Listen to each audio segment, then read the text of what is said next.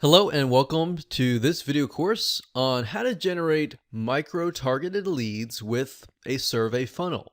This is video number 1, which is the introduction and getting started. Now, first things first, before we get started, I want to make sure that you are in the right mindset. The goal here is to get leads, obviously, but before you can do any of that, I really want you to pause for just a minute and put your own thoughts aside. Now, what do I mean by that? Instead, I want you to put yourself in your prospect's shoes. They all have very different reasons from buying from you. So your goal at the end of the day is to try to understand what they are. Can you do that? So go ahead and pause right now and get into that mindset. Now what I want to do is give you a quick overview of what's inside this video course. Video number 1 is the introduction, obviously. Video number 2 is listening versus speaking. So in this video, we're going to talk about a specific sales strategy that you're going to be using in this survey funnel and how it's going to be impactful in helping you get the right data so that you can convert more sales.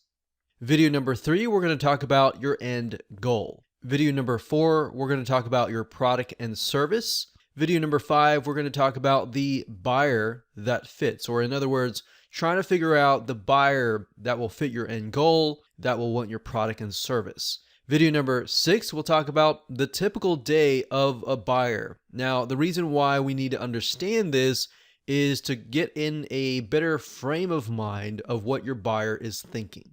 The more you can do with that, the more that you'll be able to convert them. And of course, video number 7, we're going to talk about the survey form, and we're going to map it all out in video number 8. And of course, there is a video number 9, and we'll basically take everything that you've learned, everything we mapped out in the mind map in video number 8, and we'll begin to implement what we discuss so that you can begin to segment your buyers, so that you will ultimately speak to them based upon their own needs. Now, in terms of getting started, you don't really need a whole lot. You just need to have your product and service. You need to have a basic understanding of your customers. If you don't really understand them to the T and all the way down to the detail, we're going to get at that in this course. You're going to need to have access to a form builder, and we will suggest 2 form builders that we have found very useful. And of course, you'll need an email autoresponder system. And last but not least, you will need a mind map flowchart system or a piece of paper. We recommend lucidchart.com. You can use a piece of paper, but you'll see why in just a minute that using a piece of paper is not the most ideal situation, especially when you begin to map things out and you need to move things around. So with that said, let's move on to video number 2. Hello and welcome back. This is video number 2. We're going to talk about listening versus speaking. Now, if you study the most successful salespeople, you will learn that there is an art involved. And if you often study, for example, influential leaders who move people and have people following them, there's an art involved as well. So if you think about leaders, there's several different types of leaders, which was what we're talking about here. One leader is a type of leader who uses their authority to move people around. They're very bossy.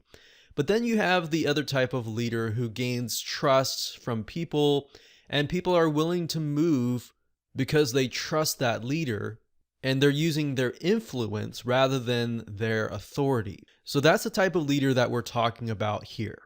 If you study counselors and their ability to help people pinpoint roadblocks and get them to the point of healing fast, you will also see this art in action. It's the art of listening, not speaking, but listening. Now, this is often very tough because in our society that is constantly talking, we're used to people speaking, and we're used to telling people why they need this or why they need that or whatever. Especially if your personality type is extroverted.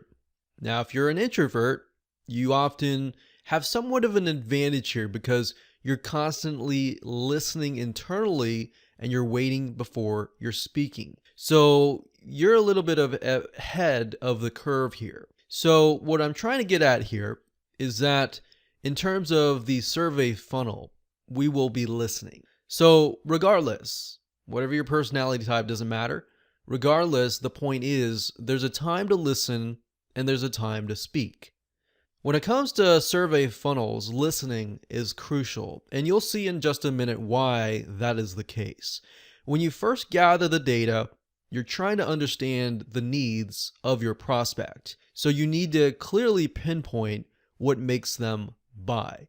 Now, if you were in speaking mode, you would assume people had specific needs, and based on those assumptions, you would create your funnel.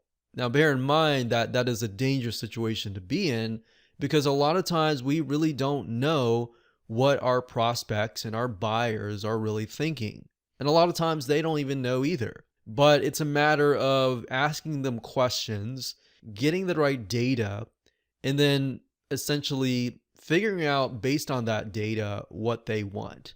So hopefully that makes sense, listening versus speaking. So if you think about a counselor, a lot of times they'll sit in a room and they'll listen to what you have to say. Now, they'll ask the right questions, but they will get you to answer. And a lot of times, a lot of people will say, why am I paying for a counselor? Why am I paying to go to somebody for them just to listen? Well, the reality is that it's not just that. They are asking the correct questions, which in this case, as a survey funnel, you'll be asking the right questions. And we'll give you some example of questions that you can ask. And what that does is it helps the person figure out essentially why they need something, what is the source of their pain, what is essentially that looks like.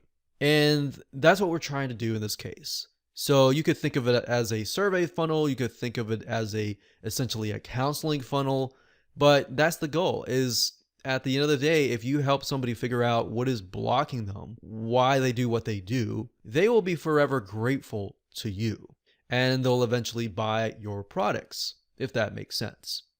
So if you sit down with 3 or more prospects, so let's say you're having a counseling session and you sit with 3 of them one-on-one and you ask them the same questions, you will often find that there are very different reasons why they are interested in your product. And in just a minute, I'm going to use some examples and to reveal to you how that works.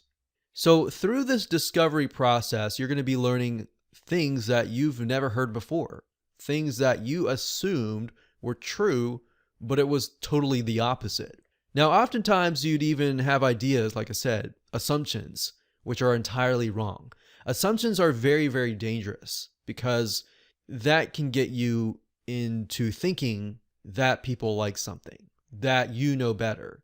And just because you know the product and service really well, we found over the years that most people that have products and services don't even realize what the main reason why people buy. They think they know, even a lot of salespeople, they think they know, but they don't. That's why jumping ahead and assuming why people buy is ineffective. And that is why we call that speaking before listening. So you're jumping ahead, you're speaking for the person, assuming that you know what's in their mind, instead of sitting down and listening. So I wanted you to understand that concept because it's a very opposite thinking in our society. So hence listening before speaking is crucial in this case. Now, to put things into perspective, imagine if you stick to your assumptions, you speak without listening first, you'll create a whole funnel, you'll spend months, 2 months, 3 months setting up that funnel, mind mapping it out, and then you wonder, why is no one buying? It's frustrating, right? You spend all that time and then you realize that nobody is buying. So this is a typical mistake, and we don't want you to make an ineffective funnel either. So how does this look in practical terms? Well, you could sit down with 3 or more prospects and ask them these questions that we're about to share with you in the future videos. So we're not going to talk about all the questions in this video. We're just going to talk about them in the future videos. Or you can simply create a survey for the purpose of gathering data and market research. So you initially create the survey, you gather the data, and based on that, then you create another survey or quiz or whatever to get them through your funnel. So it's a two-part process. So keep in mind that this is not to be confused, like I said, with the survey that you're going to be using later in the actual funnel to essentially qualify the prospect to become a lead. That's not what we're going to talk about. We're talking about right now gathering the right data, either through surveys or through sitting down on a one-on-one, essentially counseling session with your prospect. So it is first and foremost to listen and get the right data. Now, in order to create the survey form, there are plenty of survey web applications out there for you to use. And some of those include surveymonkey.com and wufoo.com. And we'll tell you why we chose these later down the road. There's a reason why we're not utilizing all the web survey forms out there, and that's because we're going to be using conditional rules. Now, doesn't make sense right now, it's okay. We're going to talk about that later down the road. All right, so let's move on to video number 3. Hello, welcome back. This is video number 3, and we're going to talk about your end goal, or in other words, your objective. So how your funnel will look like really depends on this piece of the puzzle, because if you're trying to generate leads or you're trying to generate sales, that really can differentiate. So in other words, if you don't know your objective, then your funnel really won't convert well.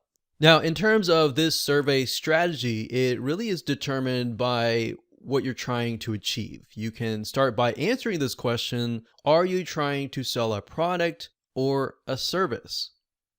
Or are you merely trying to generate leads? So perhaps you want to do your market research right so that you can understand the multiple reasons why somebody would use your product and your service. Now, you can ask people to take a survey and choose from a list of reasons. You can even tailor the autoresponder series or even sales video that you send them to, and send them to a specific video that will cater to them. So this will make more sense in just a minute if it is a little bit confusing. So this is so crucial because this empowers you to literally speak to a person's needs, and by doing so, you will get higher conversions. So in other words, what I'm talking about here is, let's say you take initial survey and you find out there are 3 main reasons why somebody buys your product and service.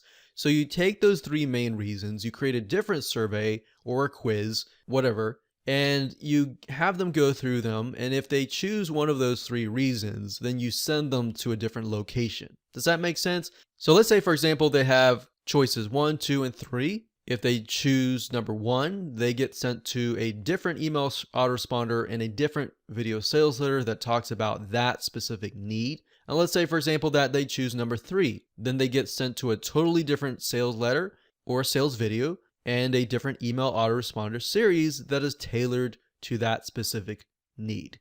So hopefully that makes a little bit more sense, but we're going to give you practical examples so that it definitely makes more sense.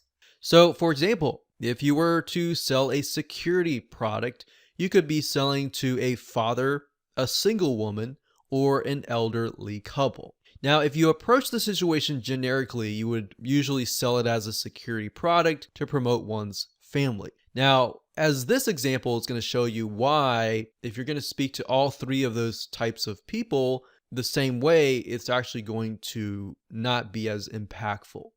So believe it or not, these 3 types of people would have completely different needs. For example, the father is going to be concerned about his family, whereas the single woman, she doesn't really have a family, it's just her. She might have some pets or dogs or cats or bunnies or whatever, but the single woman may be concerned about her safety and her pet's safety. Then you have the elderly couple who have totally different needs as well. Now, by speaking to them as if they were individuals, thoughtfully considering that each of them have very specific needs, your conversion rate will skyrocket, right? Because if you're talking to the father, you're saying, hey, if you're a father, blah, blah, blah, or hey, if you're a single woman, or hey, if you're an elderly couple, they're going to resonate with that, right? So are you trying to qualify a lead before they are approved into your service. Because when it comes to offering a service, you want to figure out if the prospect is the best fit for you and vice versa. That's why I ask you, are you trying to sell a product or a service? Because they can be slightly different, as you'll see in just a minute. So having run services before, it becomes much of a headache if you attract the wrong customer base. So that's why you, in certain respects, you need to qualify them based on your data.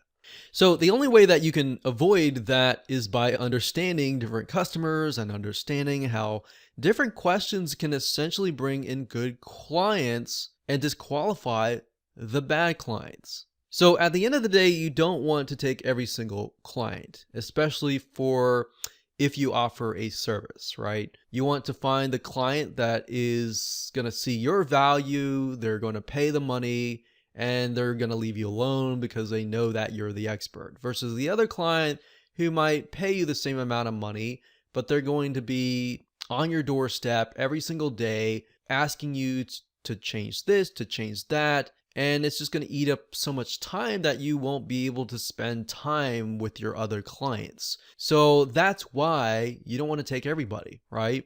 So the reason being is some clients are just nightmare situations.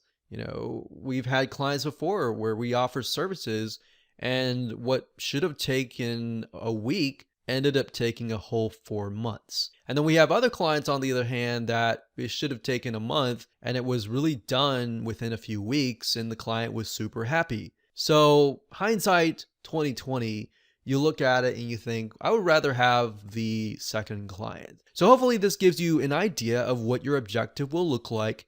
If you can jot down what would look like for you before you even move on to the next video, that will actually help you devise a great strategy. So let's move on to video number 4. Hello and welcome to video number 4. We're going to talk about your product and your service. So now that you understand your objective, it's time to bring things into the light and understand your buyer and how it relates to the product in a much better way. So it's quite obvious that you should know what you're selling. But I want you to complete an exercise and I'll give you some examples to follow along. So what I want you to do right now is to take out a pen and paper and start writing things down. If you don't like pen and paper, you can also pull out your iPhone or your smartphone as well. Now, ideally, it'd be better if you sit down with a prospect and do this. And if you can't, try to get them on the phone and even pay them money. Say, hey, I'll pay you X amount of money just to sit down with you and talk with you. And list out 4 different needs or pain points that your product and service solves. In other words, what could your potential buyer lose by not buying your product and service? Let's take, for example, the security product from earlier. So if we write down the 4 different needs or pain points that a security product in general would solve, we would know number 1, it would solve that anxiety and that fear and that concern about the family at night. Concern about pets when they're away. Concern about family when they are on a trip or anyone that's away. Concerned about the house when they are away. So those are just 4 of the pain points that everybody most likely feels. Now, some people won't have pets, some people won't have children. So that's why we try to cover as much as possible. Now, bear in mind that these 4 are merely scratching the surface. I could go on and list 10 or even 20 if we wanted to. And I advise you, if you can list more, then great. But the goal of this exercise is to merely get your brain jogging so that we're going to keep it with a lower number. But if you can do more, great, do more. Now, what I want you to ask yourself is this question. How much time would they lose, and they being your customers, if they didn't have what you were selling? Well, if they didn't have a security product and they were concerned with all these items, you already know that they have fear, they have anxiety, that's probably keeping them up at night. They would probably have to keep checking the house. They would have to ask their neighbors to keep an eye out on it. They would lose sleep at night because of that anxiety, that worry of what could potentially happen. Now, obviously, it would change if we take a look at the father, the single woman, and the elderly couple. Based on those three, those could change in a variety of ways. So the father, if he's away on a trip, obviously he's going to be concerned about his family at home. If the single woman's away and she has a pet, she's obviously going to be concerned about the pet, right? So it can be different still in different ways. And overall, like I said, anxiety can cause stress and health issues. Now, don't worry about what buyer fits these concerns or pain points just yet. We're going to do that in the next video. What I'm trying to do here is merely get your brain jogging so that you can start thinking about these pain points and these loss of time and loss of something. So with that said, if you have not jotted down the pain points and the concerns, plus the time lost that your buyers would face without getting your product and service, go ahead and do that right now. Feel free to pause this video and then unpause it when you are done. It's not going to take a lot of your time. So let's move on to video number 5, and we're going to dig deeper. We're going to elaborate further and figure out which buyer fits what and how you can go about doing that. Okay, so welcome back. This is video number 5, and we're going to talk about the buyer that fits these concerns and these pain points. So based on the prior video, we should have an idea about the pain points and the loss of time. Now what we need to do is we need to figure out, what do they look like? What age are they? And what demographics are they? Now, with a security product, you could be all over the place. But what you're not trying to do is figure out what your buyer is, but who is your hungriest buyer. So when you really think about who is losing the most sleep at night, that is most likely your hungriest buyer. If you've got somebody who's like, yeah, I could use a security product, that would be something good, but they're not necessarily losing sleep, that might not be the buyer that you want to target. Because remember, you can't target everyone. You could have 10 different funnels going to different email autoresponder series and different video sales letters, but that's not your goal. You're trying to find the hungriest buyer, essentially. So we're going to do a few things that will help us figure that out. So let's take a look at what we wrote earlier. So now what I want you to do is ask yourself, what do these buyers look like? We're going to dig deeper into this, and you're going to see, like the next video after that, we're going to try to figure out what their typical day looks like. So we're going to dig that deep.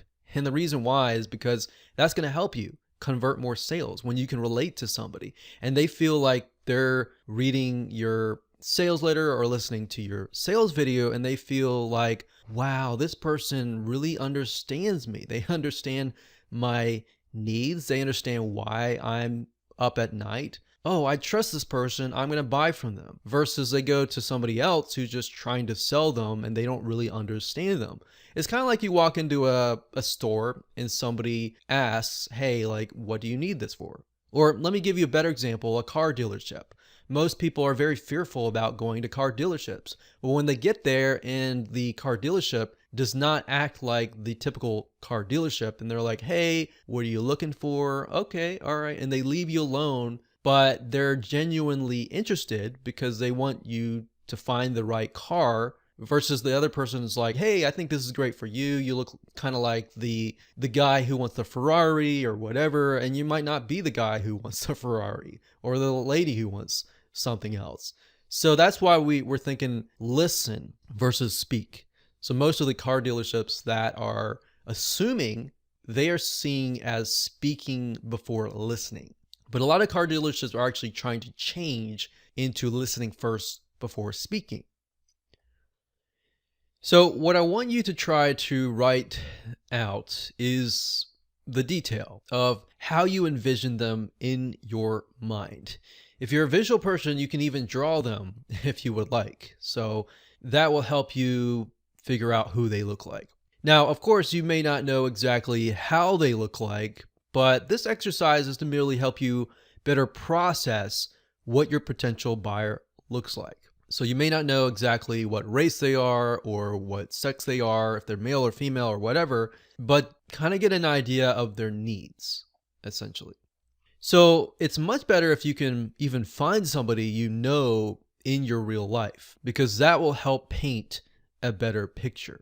If you can do that, that will help you stick in your minds like, oh, okay, I need to talk to this person because they're interested in this product and service and they have specific needs. And that's why if you can do that, great. If you can't, then what you want to do is you want to try to find somebody who fits that and try to get on the phone with them and just talk with them. And you don't even have to speak. You just let them talk. So it's a counseling session. You have the right questions to ask them. All you have to do is talk to them. And most likely, if somebody is very passionate about a specific subject matter, they're going to talk and talk and talk for literally several hours. And guess what? They're going to walk away and they're going to feel like, wow, I was able to process through what is in my mind. But not only that, I'm getting paid for it. So if you sit down with somebody and you pay them whatever amount of money that you think is valuable, $10, $20, $30, $50, or $100, whatever you think is valuable for them, and get a genuine response from them, then that's going to help you down the road. Now, let's do a further analysis by doing some basic demographic research with a free Facebook ad tool. So obviously, in order to use this tool, you will need to have a Facebook account. But this is an amazing tool that will reveal some information that is the data that you need in the marketplace, such as who they are, what sex they are, where they're located, what they're earning, and all of that. Okay, so we're going to be using a tool called Facebook Audience Insights. Now, the URL I've noticed is a little different. Sometimes it's business.facebook.com, and then sometimes it's facebook.com. So I can say the best way to get there is simply by logging into your Facebook account, looking for the Facebook Ads Manager, go there, and up at the top, if you click that button that says Ads Manager, you're going to see an option that says Business Settings, Ads Manager, Audience Insights, and Audiences. Now, if you're still not able to get there, you can also go to google.com and type in Facebook Audience Insights. And it really depends on where you're located, that URL can change. So you want to go to Audience Insights. This is basically a tool that Facebook gives you for free that you can use. And it allows you to see a micro data of people who are highly interested in specific topics, people who are highly interested in pages that you might be connected to, and all that. So the easiest way to use this tool is not using any of these first, but by entering the interest. So let's switch to something else, because I did a search early on home security and I wasn't getting a lot of traction. So let's do a search on home automation and see what we get. Now, what's interesting about this was I assumed that the people that would be interested in home automation would primarily be men. And while it's about close to 50-50, you can see that 56% of women are interested in home automation. Now, we don't know. Hypothetically, that could be because they're using their husband's accounts. We don't know. But this is enough data to tell us that there is a majority of women. So 56% women, 44% men. Now, the nice thing about this tool is it allows you to paint the picture in a better light. So let's say, for example, that we want to figure out, are these women single or are they mainly married? So you can see 21% is the highest here. We've got 25% for men for ages 25 to 34. So this age bracket here somehow seems to be more interested in home automation. Now, 35 to 44, for men, it's about the same. For women, it's about very similar, but it's 21%, 90%. But this bracket here, age 25 all the way to 54, they seem to be highly interested in home automation. Now, we can see that the older it gets, 55 to about 65, they're not as interested. In 18 to 24, they're not as interested. So that gives us an idea of who we can target, but we want to get an idea of what their likes are, what their dislikes are, what their lifestyle is, and begin to kind of paint a picture of who they look like. And that's why in a minute, as you can see here, my assumption that it was a men, but it was reality, it was mainly women. And that's interesting because that shows you that my assumption was incorrect. That's why assumptions are so dangerous, because imagine if you were built to build a whole sales funnel based on your assumptions and what you saw, because you were thinking, okay, I own this product and service, so I must know the demographics, but in reality, it's the opposite. So what's nice about Facebook Audience Insights is if you click on one of these, so we'll click on 25 to 34, and this is merely focusing on the women. So 500 to 600,000 monthly active people. We can scroll down and we can see that most of them are married. A lot of them are single, but most of them are married. A lot of them have college degrees. A lot of them are into healthcare and medical services, personal care and home services, education and libraries, legal services.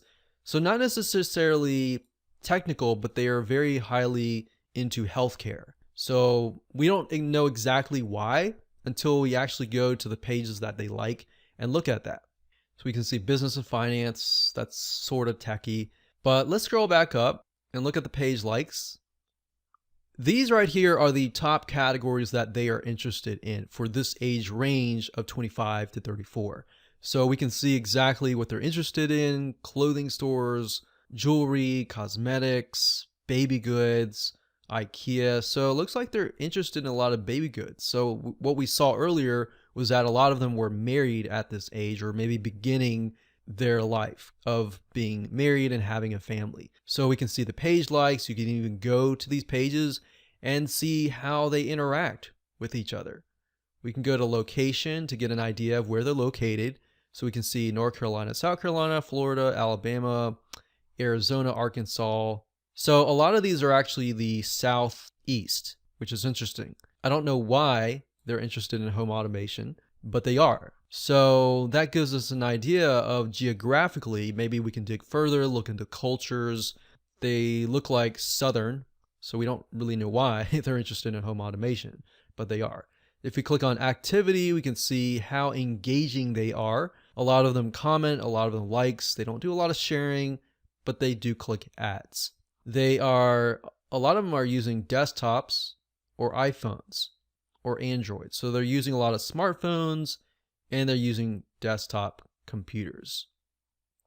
So that gives us an idea of who we're dealing with. If we go back to demographics, the nice thing about this is you can paint a picture for this particular demographic, but if you wanted to move on to, let's say, men ages 35 to 44, we click that with our mouse, and Facebook is going to give the data for that particular segment. So if you scroll down, we can see a lot of them are married. A lot of them have college degrees. There's IT, technical services, mathematics, engineering, veterans. So that's interesting because a lot of these men are having jobs that are highly technical. And that makes sense. They are into home automation because they're highly technical. So looking at the women, however, on the other hand, a lot of them are healthcare. So digging further into that and trying to figure that out would be beneficial to you. So maybe even finding somebody who's that age, who's into healthcare, maybe a nurse or something like that, and sit down and talk with them, and they're interested in home automation. That will give you a better idea of who you're dealing with. So like I said earlier, you're not trying to target everybody and all the buyers out there. You're trying to target a specific segment of people who are very, very interested and highly hungry in terms of a buyer. So that's how to use Facebook Audience Insights to gather even more data and more information about your buyer. What I want to do now is dig further and deeper into their typical day. Welcome back. This is video number 6. We're going to talk about the typical day. So in this video, you will look at the buyers that we previously looked at and gain insights into their typical day. Now, essentially what we're trying to do is we're trying to understand what is going on in their minds. The more you can understand their typical day, what happens when they wake up, what happens at lunchtime, when they go to work, maybe they're taking care of their babies, maybe they're doing errands, and then they get home. What do they face during the day? In doing so, you're going to basically open up a realization of what their frustrations are, what their pain points are, what makes them happy, what makes them sad. And in order to do that, we need to better understand what their typical day looks like. Now, of course, a typical day for one person is going to be drastically different from another person. So the goal here is you don't necessarily have to get perfect. It's just to get a general view of a specific demographic, if that makes sense. So let's take a closer look and break things down. So I often find that the easiest way to find a typical day for a specific person, specific age, specific sex, a specific lifestyle is simply by going to google.com and typing in typical day for whatever you're looking for. So if we're looking for an elderly couple, we could say a typical day for an elderly couple. Sometimes you have right off the bat, people are talking about it. Or you can just simply, in this case, since it's elderly couples, we could simply go to the websites where elderly couples hang out and see if we can find somebody maybe in a forum who is actually talking about their typical day. So if we scroll down here, it says what retirees do all day, right? You could even type that in, what young married couples do all day, or what fathers of big families do all day. So let's scroll up here. So opening up that, this one is, how is the day-to-day life of an elderly couple in the Western Hemisphere? Or what is a day like in the life of a really old person like 70 plus? So Quora.com is a really good place to find questions and answers. So you can go to Quora.com and let's just load one of these up. So it says, what is a day like in a life of a really old person? So we scroll down, it says my dad is 92, he has outlived his wife who has died, blah, blah, blah, blah, blah, blah. And what I recommend that you do is just read through this and try to get a better understanding of your audience. And not just read one or two or three, but try to read as many as you can, maybe from Quora.com. And then the next thing to do is go to actual forums and figure out what they are talking about. So that way you get it from the perspective of maybe their kids or somebody else's perspective, and then you get their perspective from themselves as well. So then you can kind of measure the two and compare the two and figure out what are similarities. So it says here, what do retirees do all day? It says they relax, they watch TV, they sleep, they do household chores, they eat and drink and work and shop and volunteer and so forth.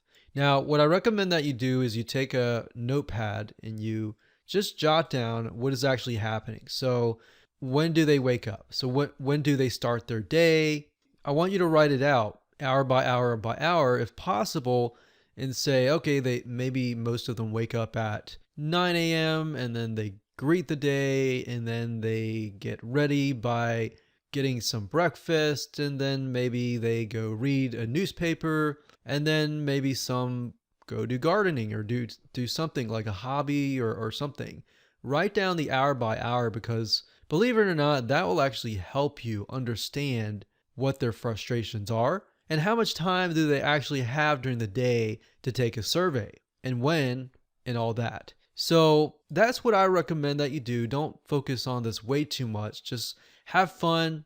Type in a typical day for blank, or what do blank do all day, and get an idea. Just jot it down and write it down. That will help you understand how to talk to them. You'll understand deeper their frustrations, what keeps them up at night, what makes them happy, what makes them sad, what are they spending their money on, and all of that.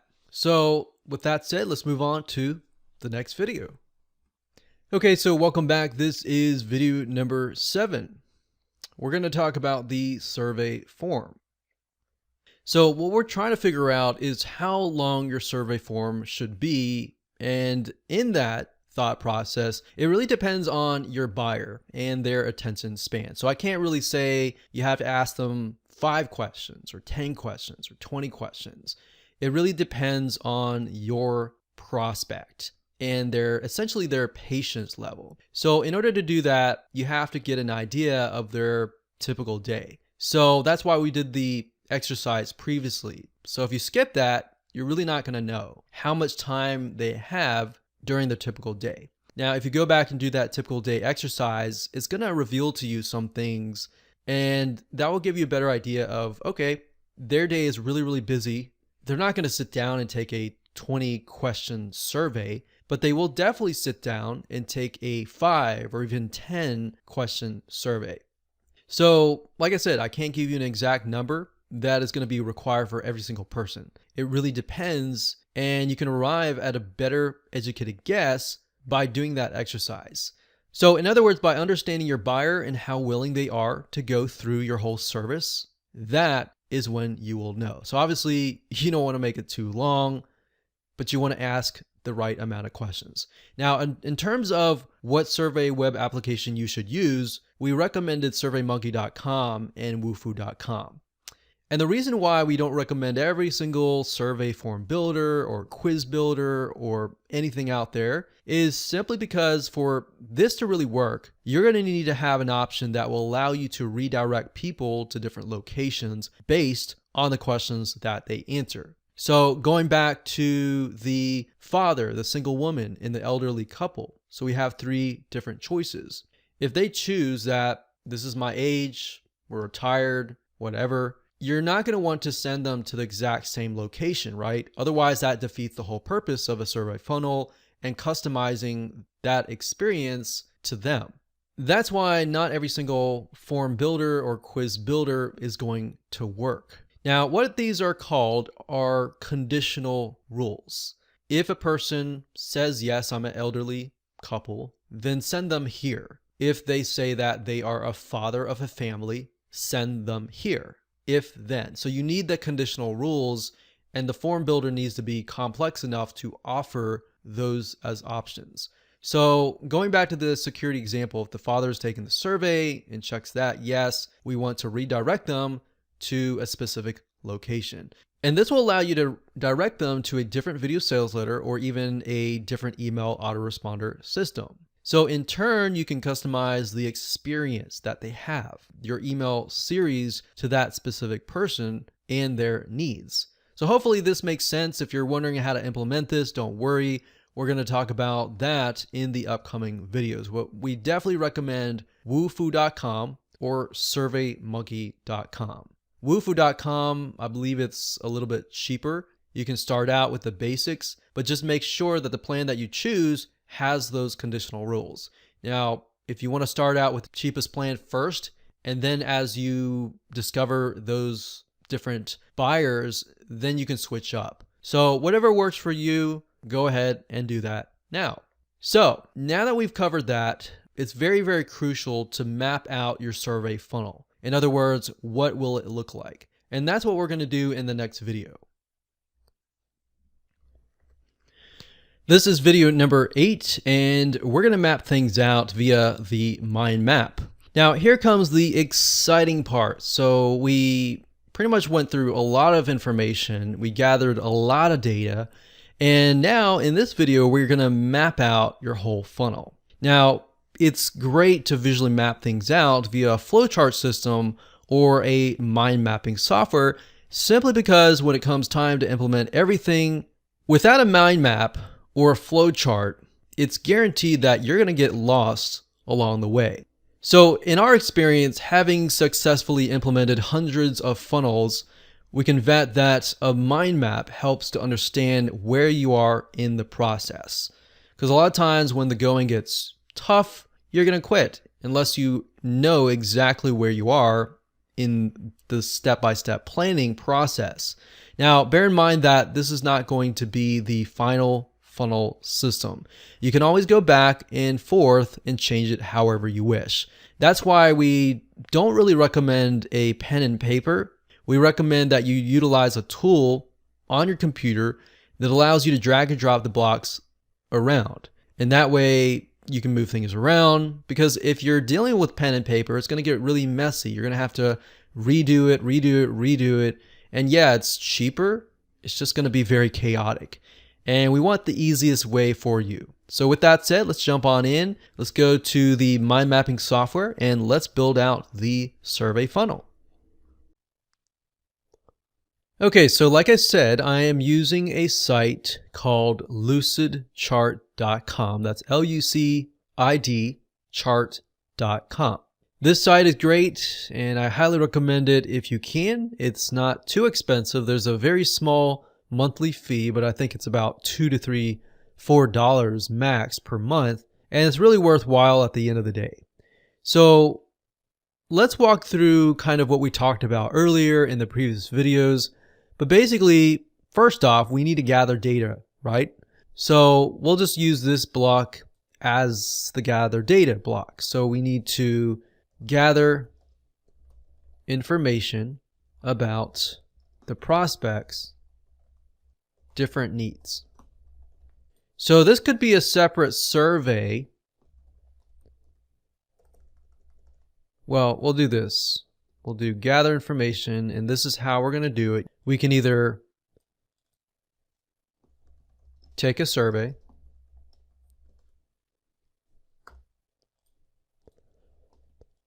or secondary, we can also sit down with a prospect and talk with them and get a better understanding of where they're coming from. So these are two different options. Option 1, take a survey, and option 2, sit down with a prospect.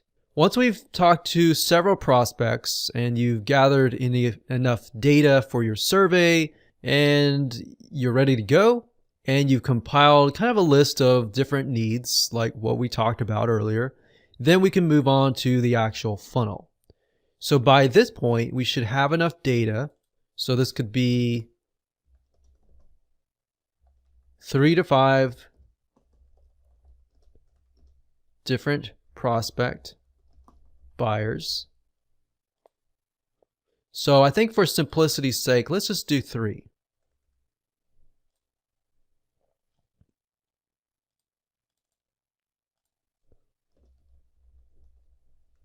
And we'll call these pathways or paths.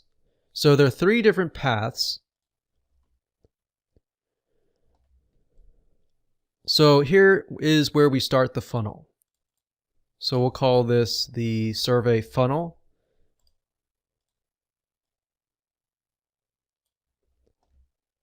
And there are going to be 3 different paths. So I'll put this one here. So 1, 2, and 3. So do path 1, path 2, and path 3. And let's actually name these. So let's go back to the few videos that we discussed about security. And remember, we discussed there was the father, there was the single woman, and the elderly couple.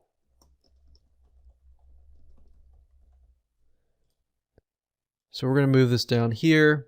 This is the survey funnel.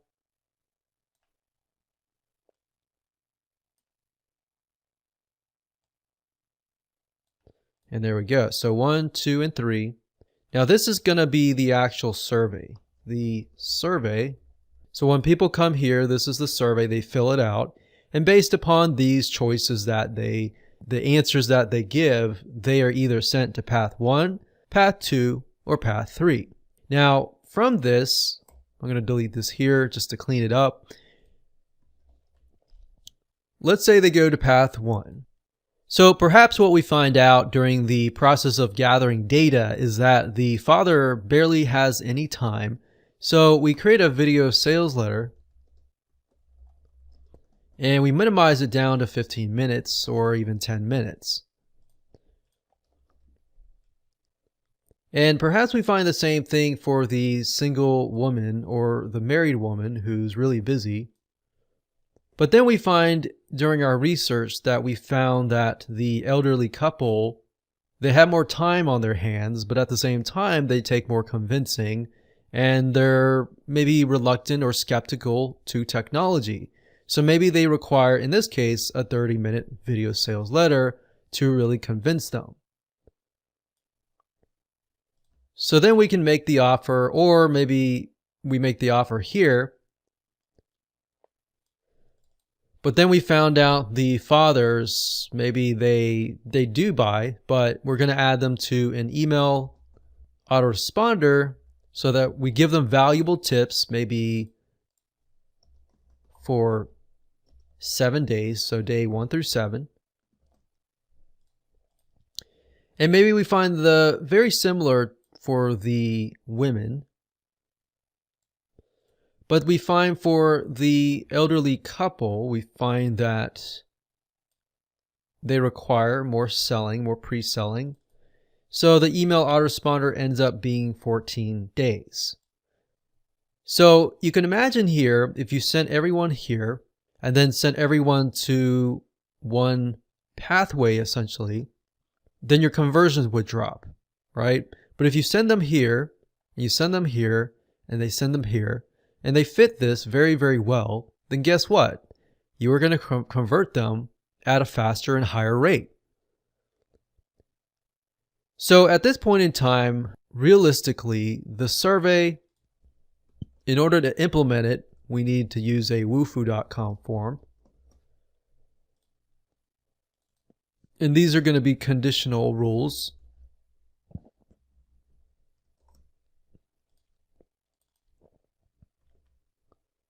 So write that here, we'll write that here, and we'll write that here. So there will be conditional rules here, here, and here. I'm going to move this a little bit over here, just so it's a little bit easier. And I don't know if you noticed this, but as I'm moving it, it locks into place. And I like that about Lucidchart is it makes it really easy and organized, and we can name this. Click OK. Now, you don't necessarily need a video sales letter all the time. Sometimes you might do enough research that you realize they don't need a video sales letter, and you might think, okay, the elderly couple, they just want really good information first. They don't really want the video sales letter, and they like text or something. So that way you can customize it based on that. Now, like I said, in terms of implementation, wufoo.com has conditional rules. And based on the questions that they answer, you can either ask them another question that is only revealed if that they show that they are the father or the single woman or married woman or elderly couple. So that's essentially it. And what we can do here is the email autoresponder series. Obviously, the emails might go back to the video sales letter, like so.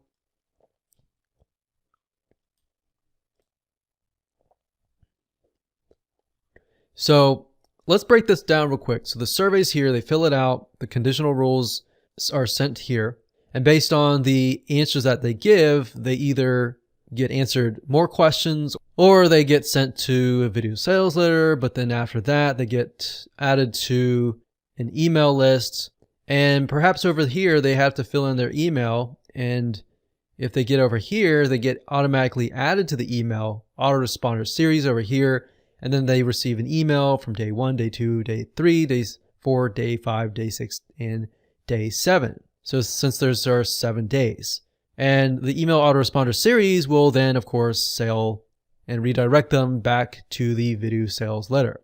So hopefully that makes sense. That's actually very, very simplified and not very complex. But as you're going along and you're implementing things, that way you know, okay, I'm at the conditional rules, or I'm working on the video sales letter, I'm almost done, all I need to do is get here. So in certain respects, it's a motivational factor as well to help motivate you to complete the actual funnel.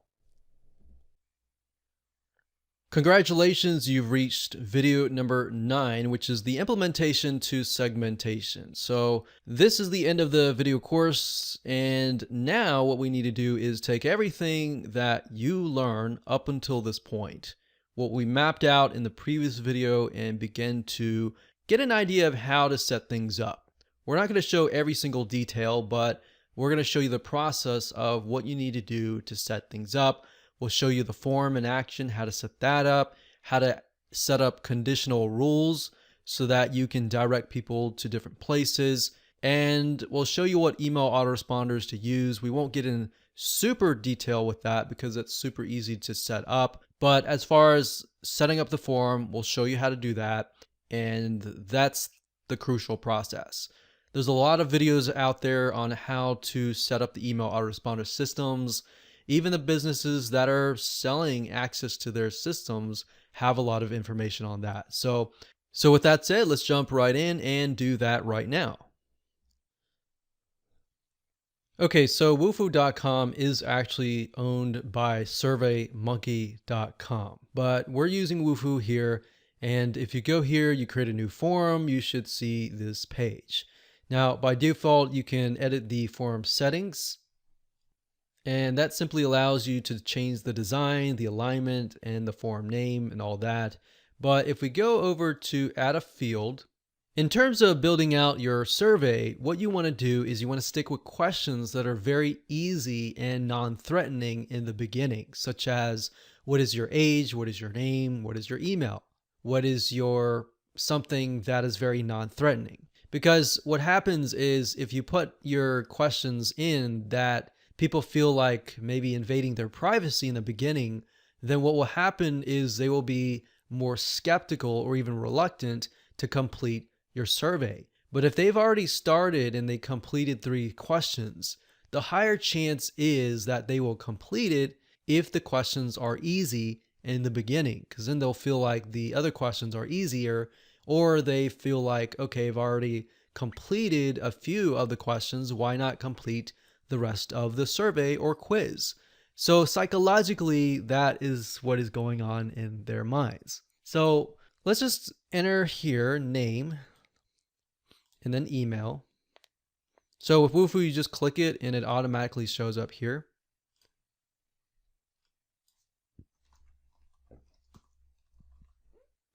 And we'll click save. Continue editing this form.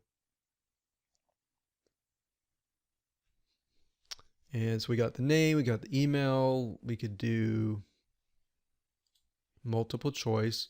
So you could even do essentially what we call camouflage questions to make it fun and interesting, such as what is your favorite color? First choice, second choice, third choice. And then you can get into the nitty-gritty, such as multiple choice. What is most important to you? We can add another one that says maybe what is your age? What is your age? So we could have 25 to 34. We could have 35 to 44 based on what we saw earlier, 45 to 55. And we can see what's most important to you. Security, home security. We could say car security.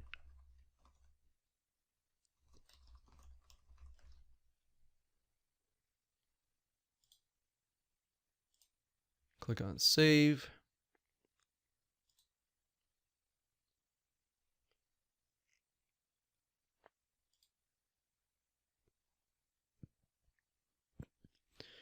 Now, here's where it gets interesting.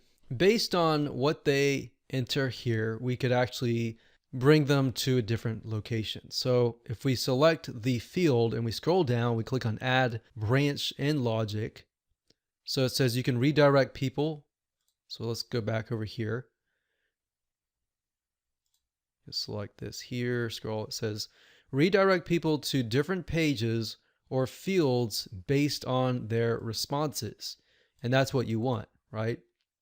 So going back over here, we can create a field rule and we can say if age is 25 to 35, then do what? Show, we could either show something else like another question, based on what they choose. And that will allow you to customize the survey as well. So we could do that. So we could say show name or show what is your favorite color or something else. So that's for showing the field rules. We have page rules, which allow you to redirect them to a certain page. So you can create a page rule if their age is that, skip to a specific page. So you could have different pages. You could have pages just for the fathers, for the single women or the married women or the elderly couples. And on those pages, you could have an opt-in form where they fill it out, or you could send them to a page which has a video on it. And then of course we have form rules. We can create a form rule and say if the age is a certain age, you can redirect them to a website. So page rules is mainly within the form itself, but if you were to redirect them to a totally different website, you can do that here. So you could have this linking to a video sales letter, right? Or this linking to an opt-in form. Or you can have them show a message. But that's why you need to use Wufoo.com, because a lot of survey builders don't really allow this. All they do is allow you to build a form, and that's it. Now, what does this look like in practical terms? So we've gotten this far in terms of showing you how to build a form and using form rules to redirect them to a page. So if we refer back to the mind map that we talked about earlier, we had the survey form. They had 3 pathways, and one pathway was going to the video sales letter. So all you would do is link this to the video sales letter. And the video sales letter would be located on a landing page where you're using something like ClickFunnels, Leadpages, or a page builder that is hosting your video sales letter. And from there, you would redirect them from the video sales letter. Either they can buy on the video sales letter, or you direct them from there to an opt-in form. You see what I'm saying? So you're really using just the form builder, Wufoo.com, to essentially redirect them to the 3 pathways. And from those 3 pathways, you would utilize web applications such as ClickFunnels, Leadpages, and other page builders, which will allow you to host a video sales letter and the email autoresponder series and get them on your list. And then you'll need to integrate with email autoresponder systems such as GetResponse.com or ActiveCampaign.com. Another one is Ontraport.com, which is good. We've got Aweber.com and others. So, like I said, you're using this to redirect people over to Leadpages or ClickFunnels, which then you can grab their email, add them to your email list, and then after that, you show them the video sales letter. And then, of course, based on the autoresponder, you can email them throughout 1 day to 7 days or 1 day to 14 days, depending on what you've mapped out. And that's how you implement everything. In this way, you've essentially segmented different people dependent on their different needs.